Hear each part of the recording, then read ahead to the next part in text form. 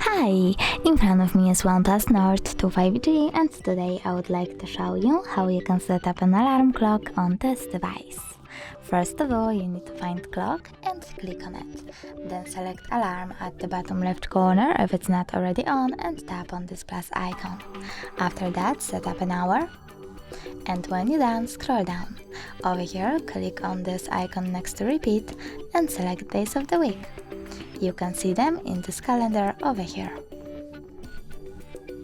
Then choose label. Label your alarm however you want to. Choose save and tap on vibrate. This way you will disable or enable vibrations. Lastly, click on alarm ringtone and select one of those melodies by tapping on the chosen one and going back. But you can also click on select from files, pick music from your device and go back as well.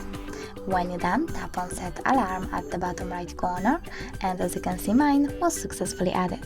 You can turn it off completely by tapping on the switcher next to it. If you wish to turn it back on, click at the same one. You can also delete your alarm by holding it and tapping on the delete icon over here. If you want to find even more about your alarm clock, click on this gear icon and enable or disable all of those options. Thanks so much for watching. If you enjoyed this video, don't forget to leave a like, comment and subscribe. Bye!